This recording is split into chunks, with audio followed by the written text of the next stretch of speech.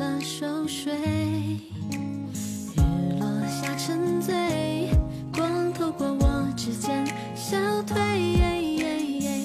展开涟漪，心如潮水，让时间不再乏味，晚风轻轻吹。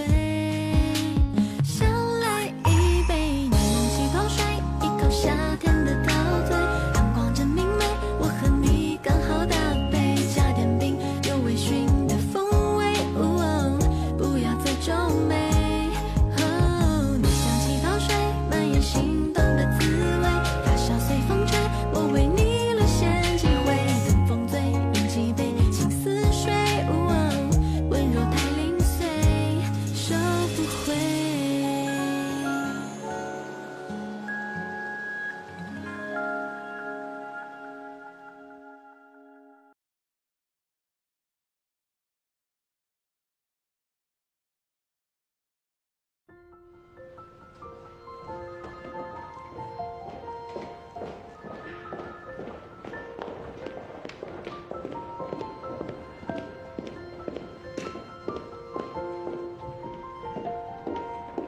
Hi, Yulin.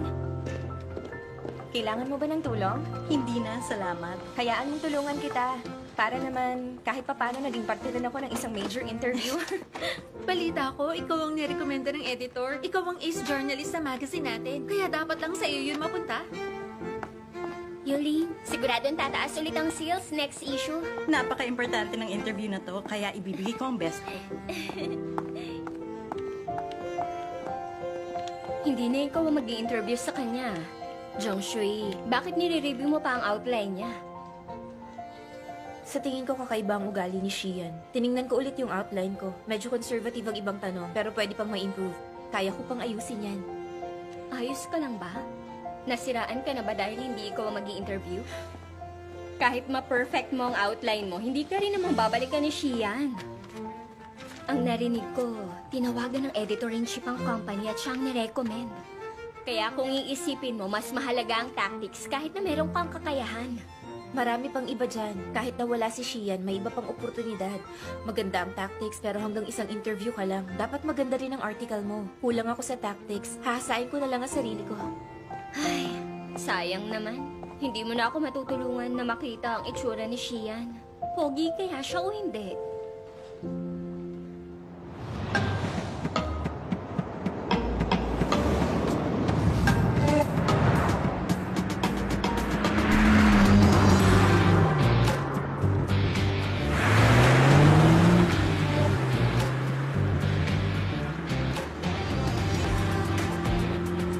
Mr. Shi, nakaschedule ang interview mo mamayang 7 p.m. Pupunta sa office si Shu Yuling para sa interview mo. Hindi naman si Miss Shu ang pinili kong interviewer. Siya po ang nirecommend ng editor-in-chief ng magazine. May malawak daw po siyang karanasan at saka may kalidad ang pagsusulat niya. Kung Q&A lang ang interview, hindi na ako kailangan. Ipadala mo na lang ang mga sagot ko. Ang interview dapat may totoong pag-uusap at diskusyon. Mas gusto ko ang interview outline ni Miss Chang. Pasensya na, Mr. Shi. Hayaan niyong ayusin ko to.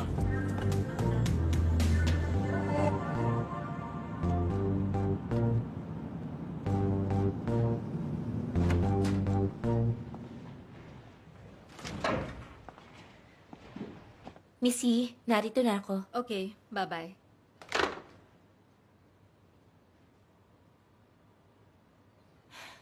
Huwag na kayong mag-abala. Alam ko, okay lang. Anong alam mo? Alam kong gusto niyo akong makausap tungkol kay Shian. Naiintindihan ko. Mas maraming experience si Yuling. Kaya lang, may konting sama ng loob pa rin. Kailangan ko pang i-improve ang interview outline ko. Kaya walang dapat pang hinayangan. Babawi na lang ako sa susunod. Ang ganda ng suot mo ngayon. Birthday ng boyfriend ko. Gusto kong magmukhang maganda sa kanya. Kung natuloy ang interview ko kay Shian, hindi kami makakapag-celebrate. Kaya sa tingin ko, ayos lang.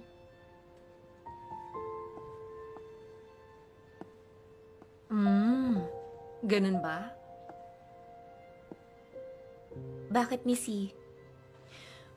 Tumawag ang staff ng Yunchuang para sa interview mamaya. Ang gusto ni Shian. Ikaw ang gumawa. Kaya nga lang, magsa-celebrate pa kayo ng boyfriend mo. Hindi ka pwede, tama?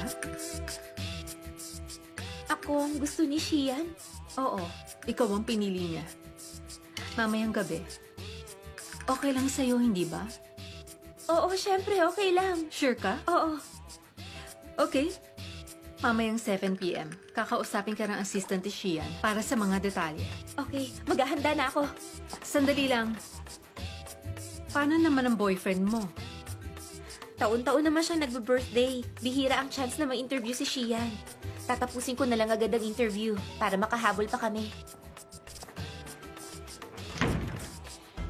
Ikaw talaga, Jiang Shui. Mr. Shi, naayos ko ng details ng interview mo. Gusto nyo bang gawin yan sa main conference room? Darating ang representative ng Lian sa meeting, di ba? Pinareserve ng Department 1 ng main conference pero kinancel nila. Na-reschedule to sa umaga kasama ang representatives ng Ling at Lian. Parehong sa umaga. Opo, base sa system, personal tong inayos ni Mr. Fang.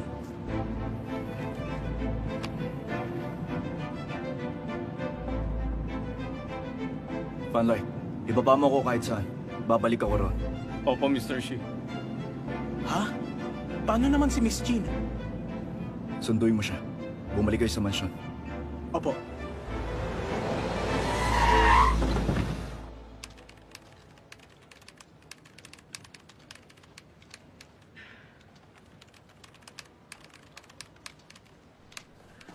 Teka, pwede bang pakicheck mo to? Ang galing mo talaga. Nasecure mo ang cover para sa issue ngayong taon. Wala pa nakakagawa nun sa magazine natin. Uy, 8 issue lang ang record ng editor natin sa isang taon.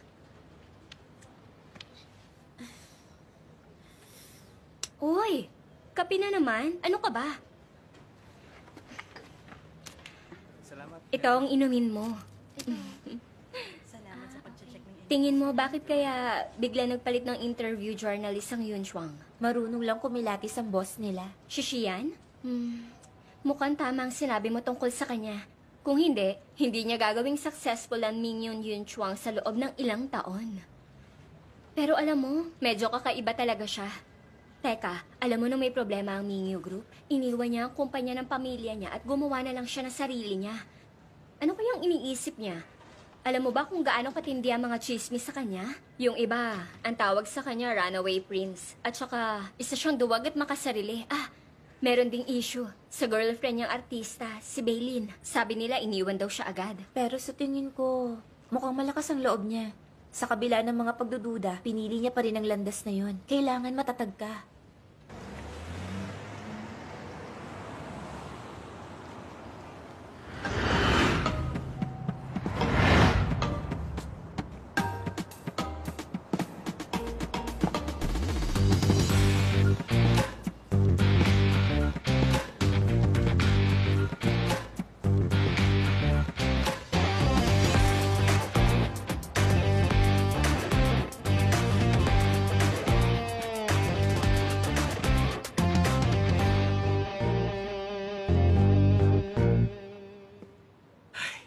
Isang karangalan kung sakaling matuloy ang partnership sa Ling. Ano ba, Mr. Fang? Pamilya na rin tama tayo, ka. hindi ba? Oo nga. Ilang taon na Totoo tayo sinabi mo. magkaibigan. Tama ka. Mr. Shi? Kumuha ka ng 2 malamig na kule sa pantry. Opo. Ay, may ginagawa akong article tungkol sa Liying. Balita ko may pinag-aaralang investment ang Yun Chuang. Teka, alam mo ang Liying, di ba? Ilang taon rin sila nakakuha ng momentum. Maraming gustong mag-invest sa kanila. Walang kahit isang malinaw na picture si Shian sa internet. Mas lalo pa siyang naging mailap. Ayaw niyang magpakita sa harap ng press. Kung makukunan lang sana natin siya ng exclusive video or audio piece para sa digital magazine, siguradong dadami ang readers natin. Iniisip mo pa rin ang pag-upgrade ng digital magazine? Lahat tayo nakikinabang sa financial information. Kung hindi i-revamp at ipapareho natin ang content sa print version, walang interaction sa mga readers, lalo silang mananawa sa atin. Mukhang ang maganda ang point mo. Pero wala namang sapat na manpower o pera ang company para ma-upgrade ang digital magazine na yan. Kahit na makumbinsi ang editor-in-chief, siguradong tatanungin ka pa rin niya. Sinong gagawa? Anong gagawin? Saan tayo kukuha na pera? Eh di ako. Gusto kong makita ng mga nakatataas na kaya kong manguna sa pag-upgrade ng digital magazine. Kapag na-monetize ang content, masasagot ang problema sa upgraded digital magazine. Ang tapang mo talaga. Ipagpatuloy mo. Susuportahan kita.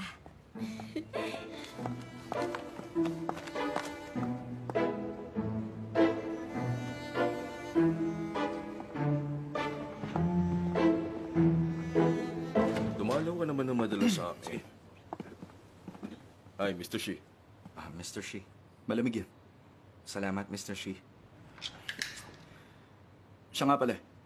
Tiningnan ko ang in-update mong data habang papunta rito. Maganda ang progress. Oo, kagabi lang namin natapos yon. Lily, samahan mo si Mr. Shi sa kabila. Susunod ako. Yes, Mr. Shin. Mr. Shen, dito tayo.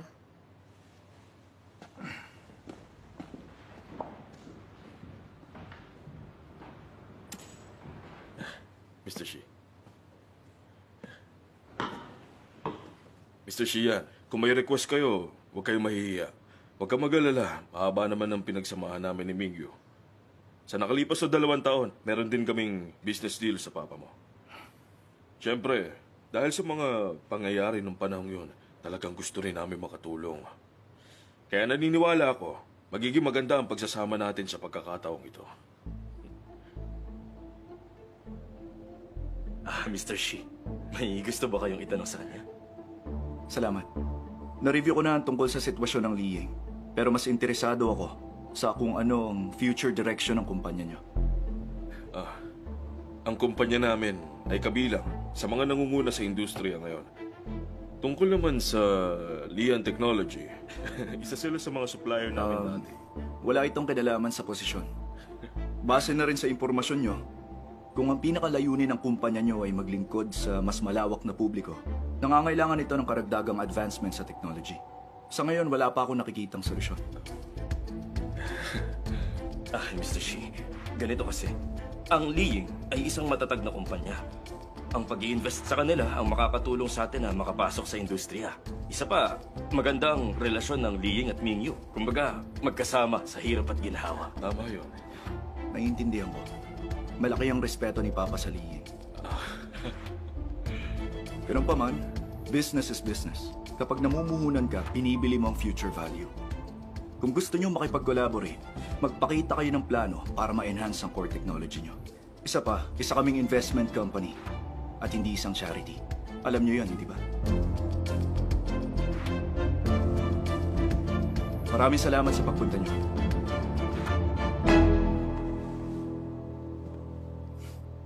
Mr. Fang, pakihatid si Mr. Lee. Pero, Mr. Lee!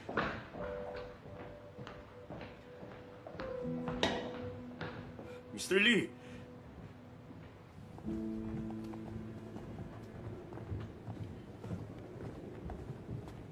Mr. Lee. Dito po tayo.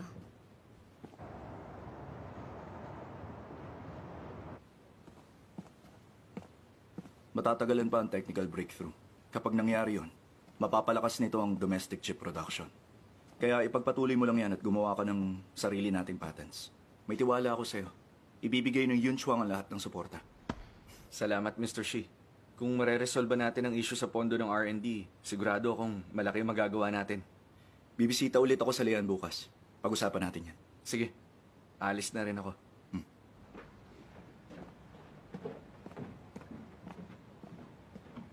Mr. Shi, tatapatin ko na kayo. Matagal ng kaibigan ng papa mo at ni Mr. Tian ang may-ari ng Liying. Kaya kung ipipilit mo ang Lian, nag-aalala ako na hindi mo makumbinsi ang buong board. Mahalagang bahagi ng investment ang mga meeting. Kung di mo kayang ayusin ang meeting schedule sa mga potential partner, paano ko ipagkakatiwala ito sa'yo? Base sa future trends ang investment ng Mingyu, hindi personal na koneksyon.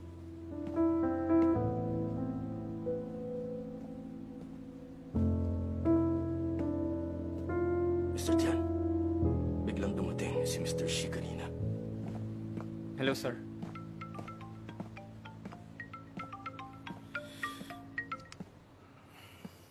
Hello, Tito. Di ba nangako ka na susunduin mo May ako? nangyari kasi. Tito, hindi mo na ba ako mahal? Mr. Shi? Mamaya na lang tayo mag-usap ulit. Nihatid ko na si Miss Jean. Pero nagrereklamo siya dahil hindi mo siya sinundo.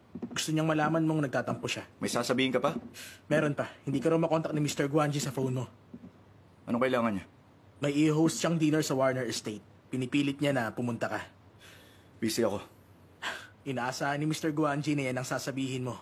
May mahalagang tao raw siyang ipapakilala sa'yo.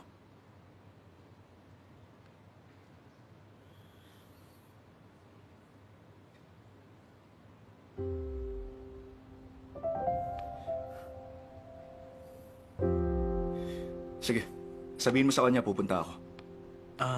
Paano pala yung interview mo? Ipaliwanag mo sa kanila ang sitwasyon at i-reschedule mo na lang. Sige, gagawin ko na.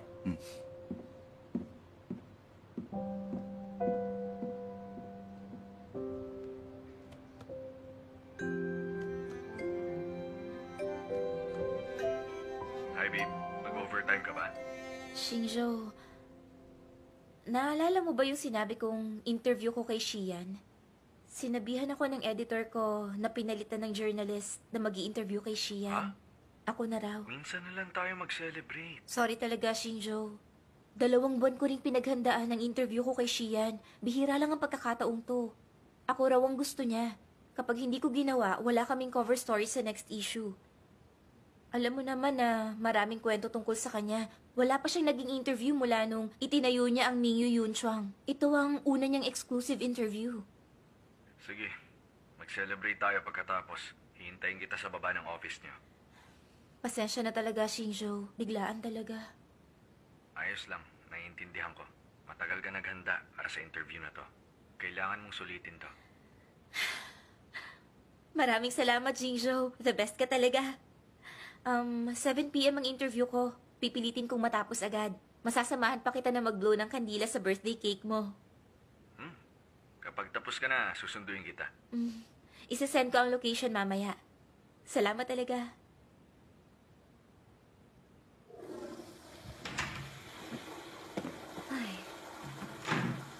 Ayos lang talaga sa boyfriend mo. Okay lang daw. Sabi pa nga niya, susunduin niya ako. Alam mo, napakaswerte mo. Napaka-understanding talaga ng boyfriend mo. Samantalang ang boyfriend ko napaka-possessive. Kapag hindi ko siya sinipot, magagalit siya sa akin. Kahit ano pang dahilan ko. Tara na.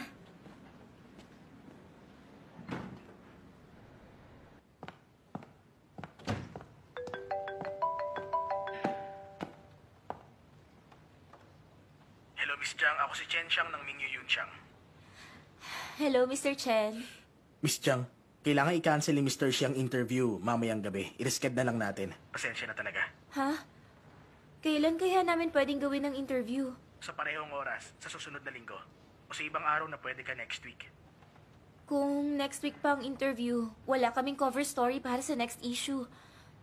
Pwede kayang maglaan ng oras si Mr. Shi sa Makalawa? Sa umaga man yan o sa gabi. Kahit hatiin natin. Sa tingin ko, imposible yun. Fully book ang schedule ni Mr. Shi hanggang sa Makalawa. Pero, 2 oras kaya ngayong gabi? O kahit isa lang? May personal na lakad si Mr. Shi. Hindi talaga siya pwede. Pasensya na. Pero,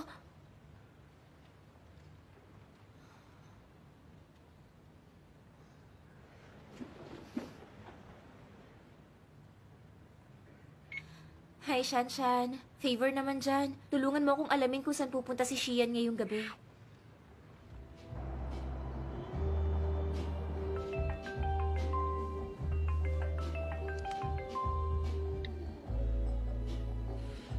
Hello? Anong sabi mo? Si Mr. Xian? Hindi ko siya kilala eh. Pero maswerte ka dahil kilala ko ang kaibigan niya na si Guanji. May private banquet sila sa Warner Estate ngayong gabi. Pupunta ang mga kilalang tao sa Jiangcheng na may connection sa Guan Capital. Hindi ko lang alam kay Xian. Pupuntahan ko na lang din. Teka nga, hindi ba kayo magsa-celebrate ang birthday ni Xingzhou ngayon? E di, hindi mo siya sisiputin? Kesa naman, pakawalan ko si Xian. Kung sa bagay, mas charming ang babaeng career-driven. Maraming salamat sa pambobola mo.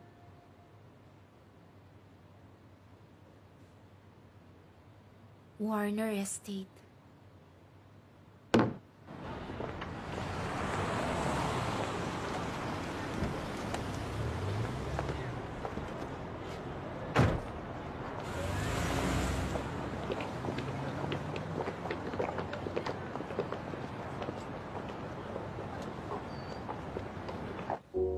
Please enjoy.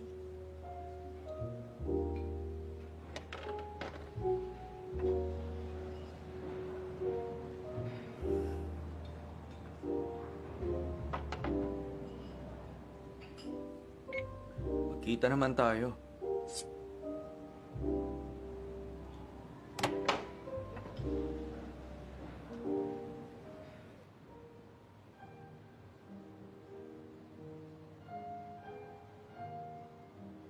Mr. Chen, magandang gabi. Nasa Warner Estate ako. Ha? Miss Jiang, paano mo? Pasensya na kung pumunta ako, pero importante lang po talaga. Pwede bang pakisabi kay Mr. Shi na hinihintay ko siya rito? Sana maramdaman niya na sincere talaga ako at mapagbigyan niya ako. Makinig ka. Maghintay ka na lang muna. Subukan kong kausapin si Mr. Shi. Pero di ko may papangakong haharapin ka niya. May posibilidad na wala ka mapapala. Alam ko. Ganun pa man, maraming salamat sa'yo.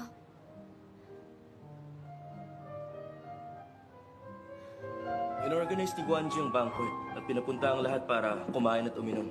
Baka hindi naman ganun. Balita ko si Yuyu. Nirecruit pa ng Guan Capital mula sa ibang bansa. Professor siya sa university. Guan Capital lang ang kukuha sa kanya bilang consultant. Nakita ko rin ang anak ni Shi rito. Hindi maaasahan ang anak ni Shi Wanguang. Noong mga panahong may problema ang Mingyu, nagsarili pa siya. Kaya si Shi Wanguang, ipinagkatiwala na lang ang kumpanya sa manugang niya. Grabe talaga. Sa tingin ko, ang mga binata ng pamilyang Guan at Shi, mga ambisyoso. May kinuha pa silang profesor. Mukhang may pinaplano silang malaki. Yung isa mahihain, yung isa puro party. Ano naman ang magagawa nila? Eh di magpayabangan.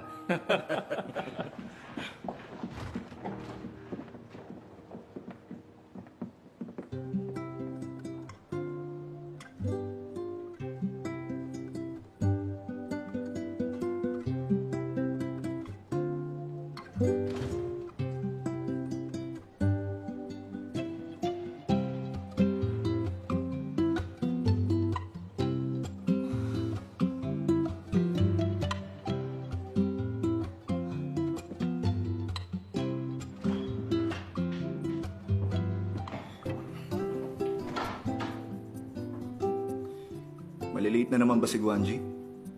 Ha? Sabi niya naipit siya sa traffic pero malapit na rin siya.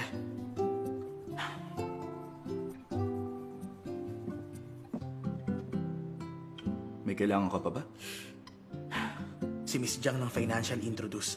Sabi niya maghihintay siya. Sana rin mapagbigyan mo siya na may interview ka ngayong gabi. Jiang Shui? Di ba sabi ko kausapin mo siya? Kinausap ko siya. Pero ang sabi niya, kung hindi matutuloy ang interview, walang cover story ang next issue. Hindi ko alam kung paano niya nalaman na narito kayo. May meeting ako bukas sa Lian Technology. Kaya wala akong oras para sa interview ngayon. Dahil nandito siya, baka hindi pa siya kumakain. Dalan mo siya ng pagkain at ipahatid mo na rin siya. Walang taxi rito. Yes, sir. Graduate siya ng Harvard University. Dual PhD sa Economics at Finance sa Cambridge University. Professor sa University of Finance and Economics. Ang ganda ng resume niya.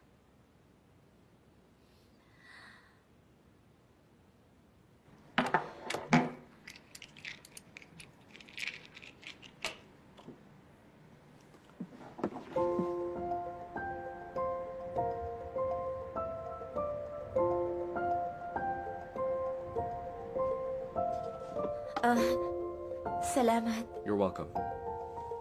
Excuse me. Ikaw ba si Professor Yuyu? Teka, kilala mo ako? Nabasa ko kasi ang ilan sa mga sinulat mo. Fintech, technology-driven financial innovation. Hindi lang nakakaapekto sa macroeconomy. May potential din ito na mabago nito ang mga buhay natin.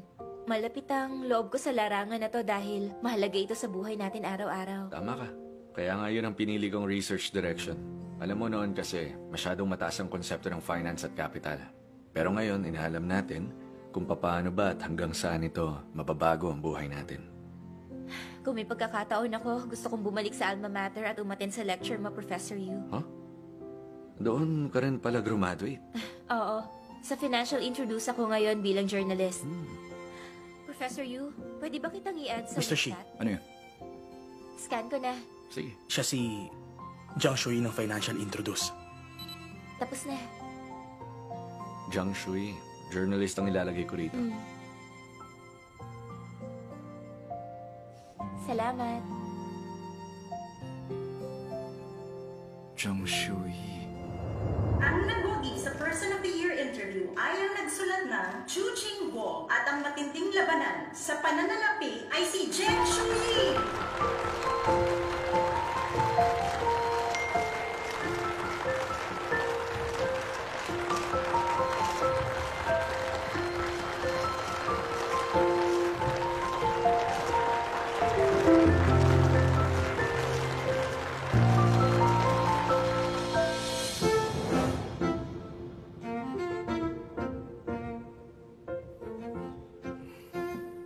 Pasensya na talaga, late na ako dumating.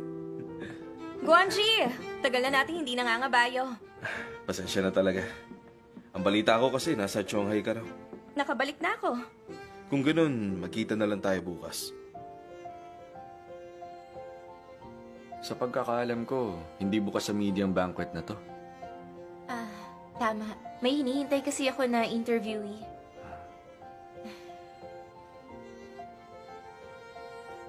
Mahalaga ang trabaho, ganun din ang health mo. Mukhang hindi maganda ang pakiramdam mo. Wala to. Iinom lang ako ng gamot.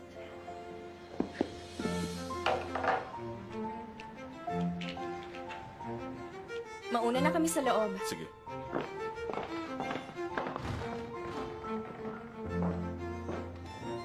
Kailangan ko nang umalis. Sige.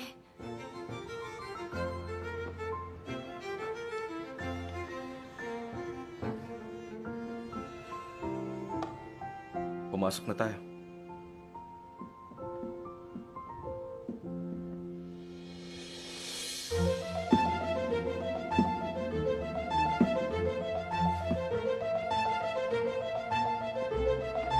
Mr. Shi! Sorry, Miss Jiang. Hindi talaga pwede si Mr. Shi. Gagawa ko ng paraan para may interview mo siya na mas maaga.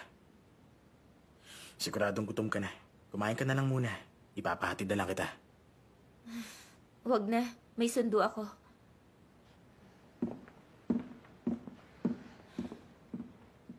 Malapit na yun eh. Kahit ipakita mo lang sana ang mukha mo. Masaya akong makita kayo. Mr. John, para sa tagumpay. Sarap ng wine. Mr. Wang, kamusta ka na ngayon?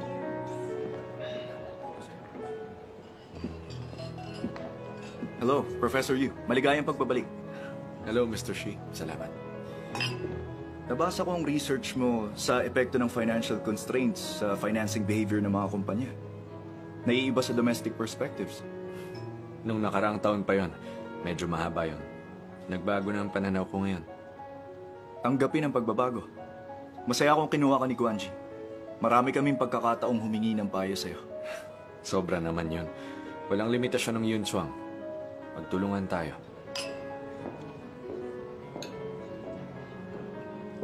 Nga pala, binasa ko kanina ang Zhu Xingguo at ang matinding labanan sa pananalapi.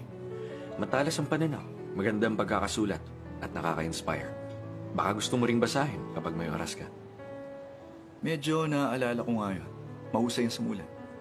Cheers. Ladies and gentlemen, attention please. Nagtipon tayo rito ngayon dahil matagal na kayong kaibigan ng Guan Capital. Ngayong gabi, inihanda ko ang banquet na ito bilang pasasalamat sa inyong kooperasyon. Kasabay nito, gusto kong ipakilala ang bagong kaibigan. Ang aming strategic advisor, Mr. Yu Yu, isang finance professor.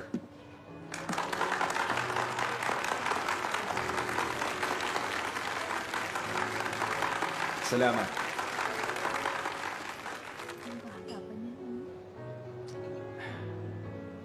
Enjoy kayo. Hayaan nyo ipakilala kong... Hindi na kailangan.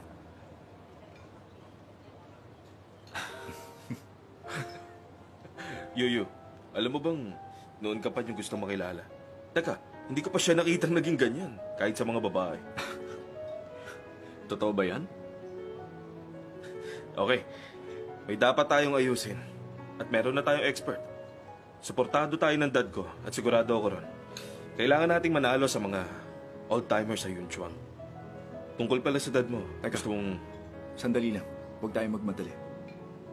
O sige. Pwede na nating sabihin na tayo ang Three Stooges. Hindi ako katulad mo. Okay, sige. Para tayong Three Musketeers. Walang makakapigil sa ating tatlo. Cheers.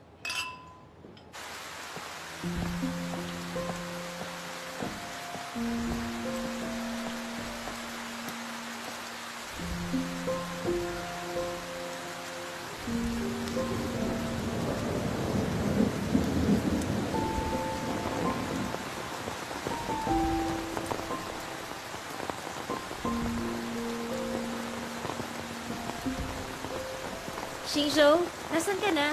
Sobrang traffic. Hintayin mo lang ako. Punta na ako. Sige, nandito lang ako sa tabi para hindi ka na maghanap sa akin.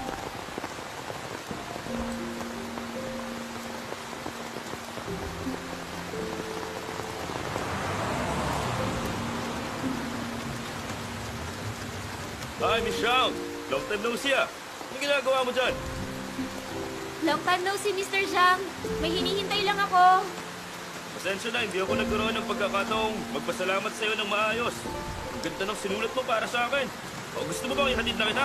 Salamat, Mr. Zhang. Dahil sa karanasan nyo, kaya ako naisulat yon.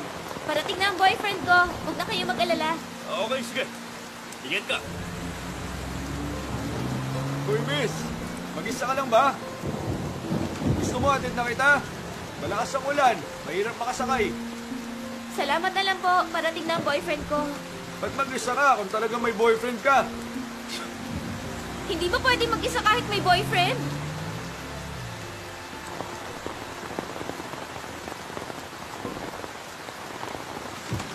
Bakit kaya nandito pa siya?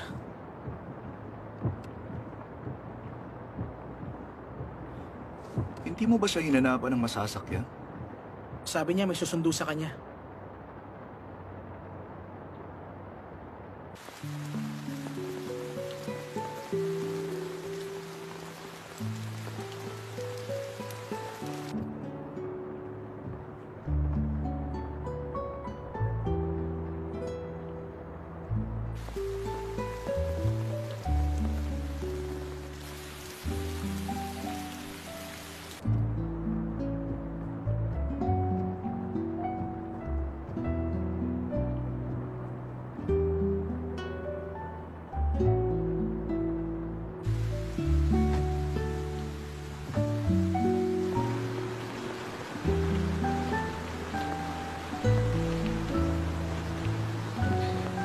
Shinjo, gaano pa katagal?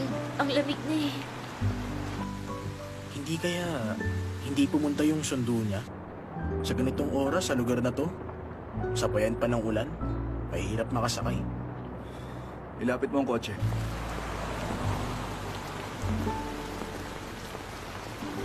Oo, umuulan. Hinihintay ko ang boyfriend ko. Tama, may boyfriend ako. Salamat, paalam.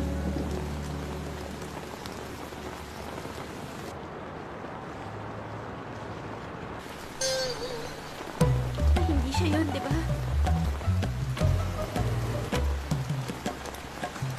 Sige, alis na.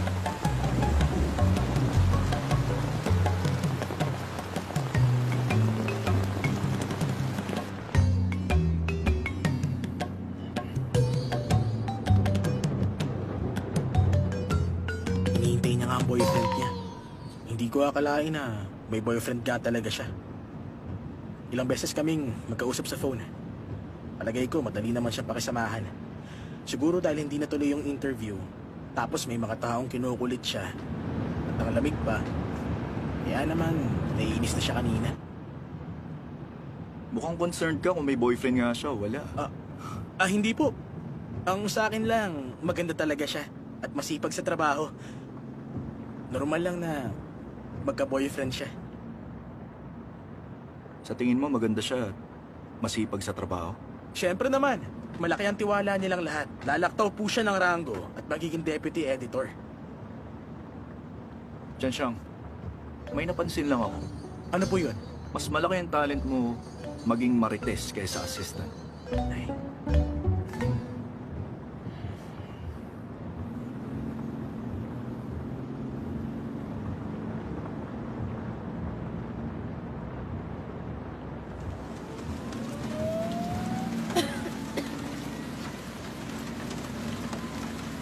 Sorry, Shui. Malakas ang ulan at madulas ang kalsada. Naipit ako sa traffic kanina. Malamig ba? Ayos lang ako. Kumusta ang birthday mo? Masaya ba? Ay, wala ang girlfriend ko. Paano ako sasaya?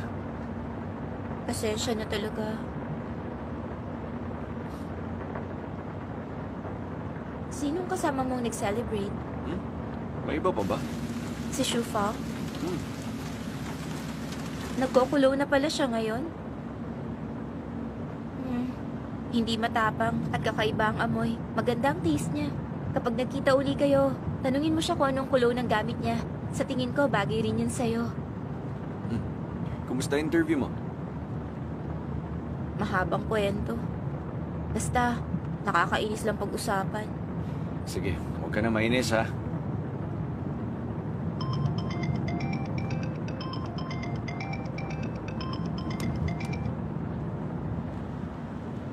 Bakit pinatay mo?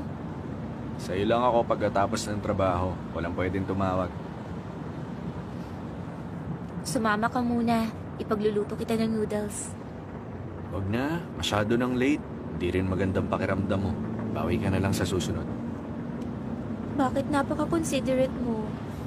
Kasi mahal kita. Nasisiraan ka na.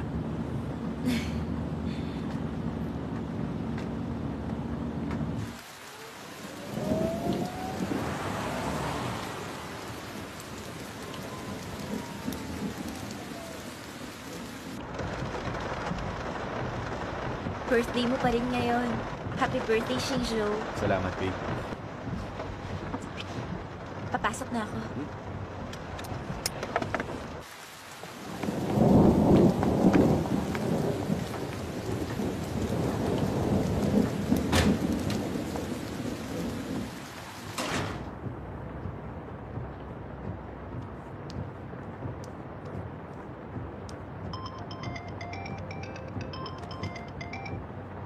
Hello? Ano yun? Ano?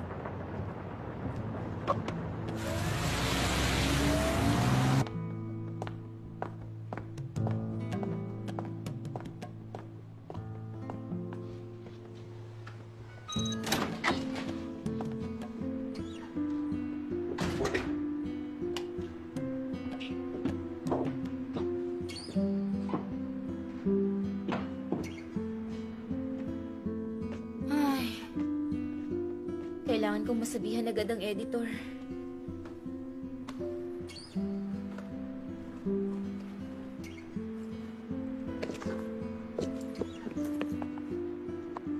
Yung phone ko.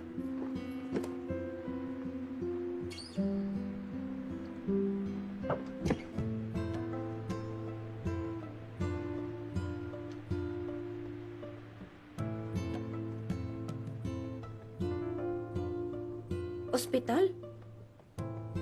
Paano nakarating dun? Nanakaw? Alam ko hawak ko yun pagsakay ko sa kotse. Anong ginagawa ni Shinjo sa ospital? May sakit ba siya? Baka naaksidente siya.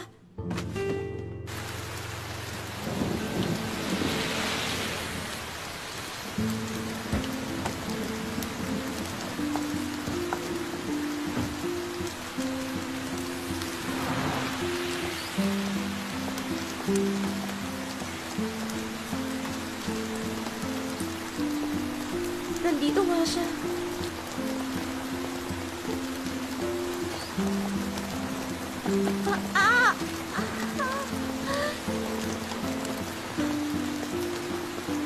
Akla ka na ganito. Ay, buti pa lumayo na ako.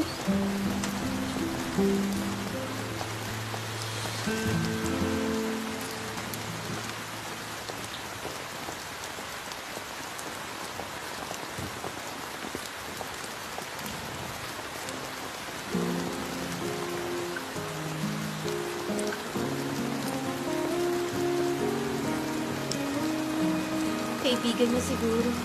Normal lang na dalawin na kaibigan sa ospital.